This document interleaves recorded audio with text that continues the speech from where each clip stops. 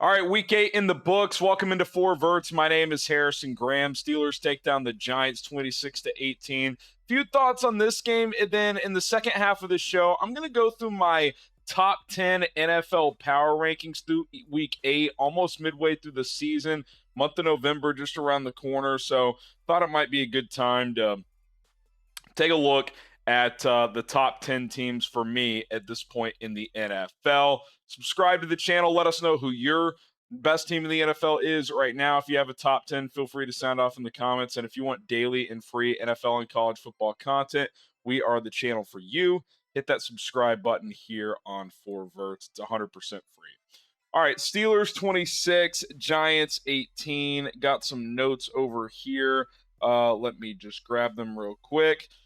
Classic ending, classic Daniel Jones, fumbles in the fourth quarter, gets picked off on just an awful pick. And, you know, I think it's easy to just be like, Daniel Jones is a joke and he sucks. And don't get me wrong, he is and he does, especially for what he makes.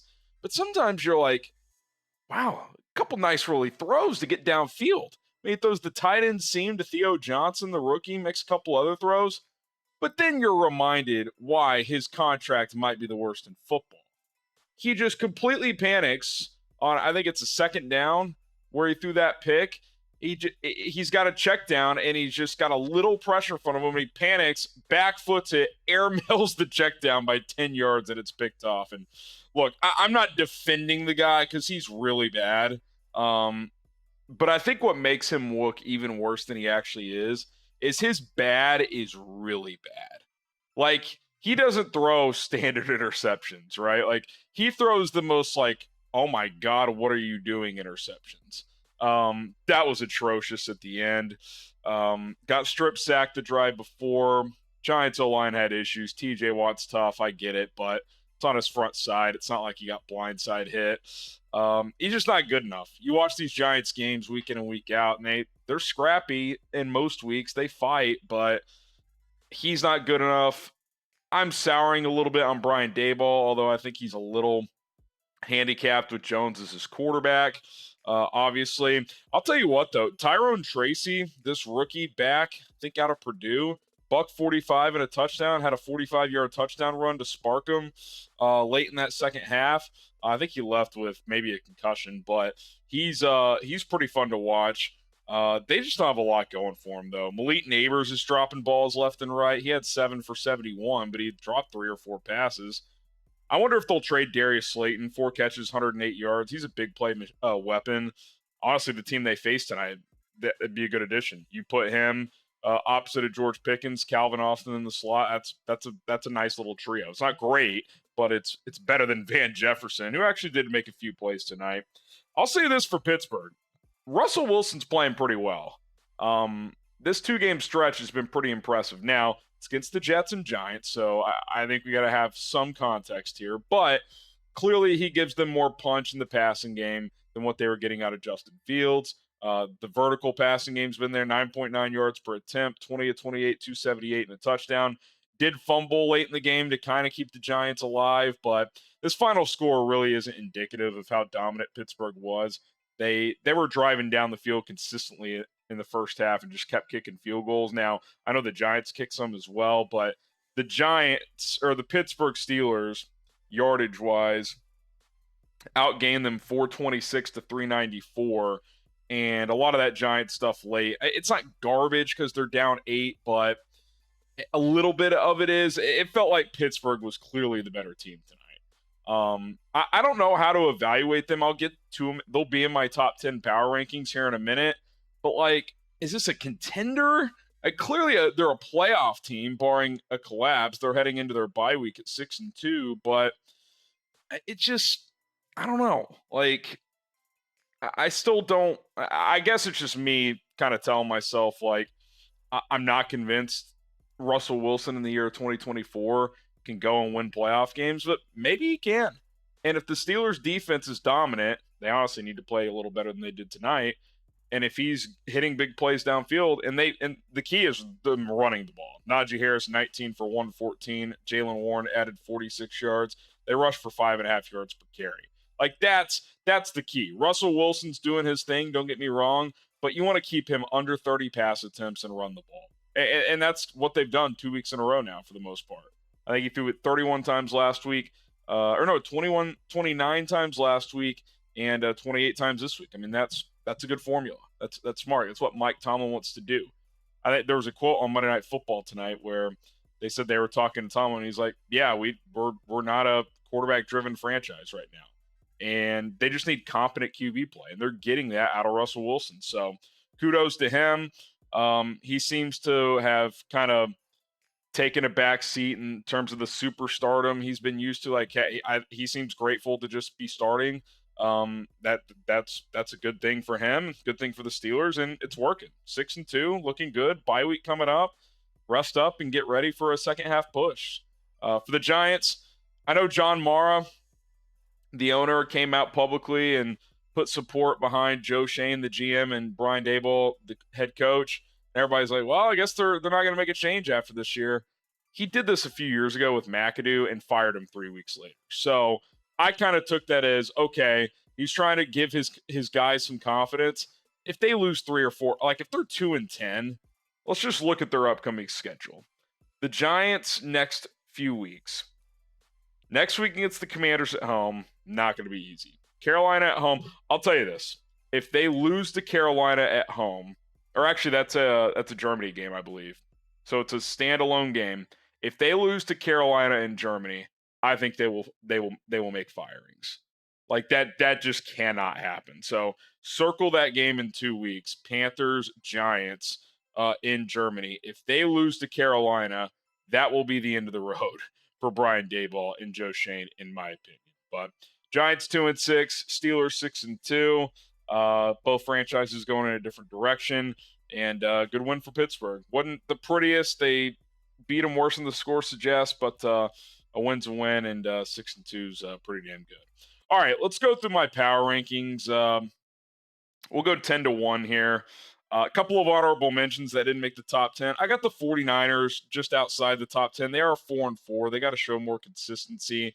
Atlanta's just outside as well. Those would be a couple of teams I would mention. Denver at 5-3. I need to see more. Bears blew an opportunity. They're at 4-3. I don't have them in the top 10.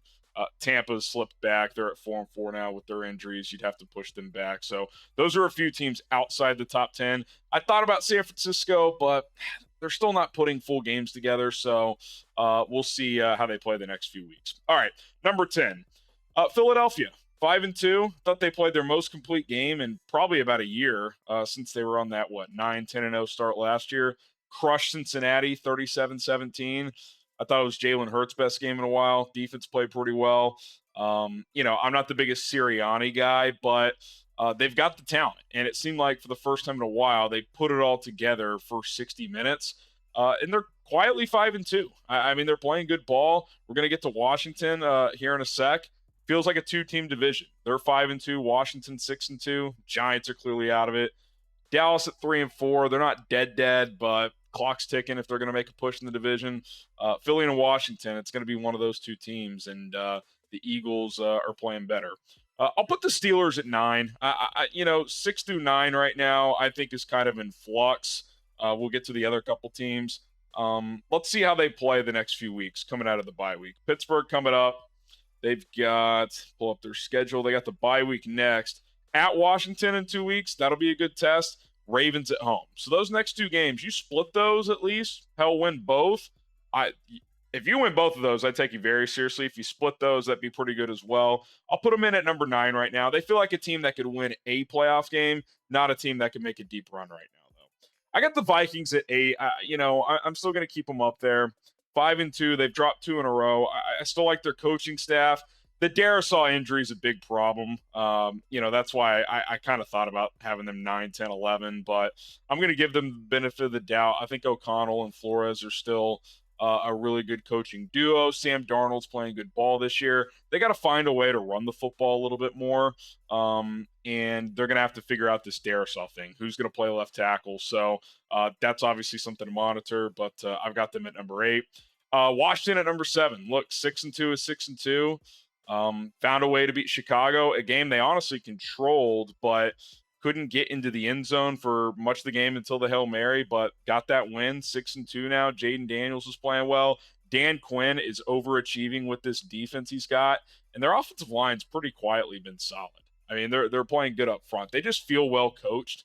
Um, I kind of have them in the Pittsburgh category. Like, I don't think they could go on a deep playoff run right now, but your record's your record, and they're playing good ball, and they deserve credit. So 6-2, they got the Eagles twice still, so that'll be fun NFC East matchups over the next several weeks.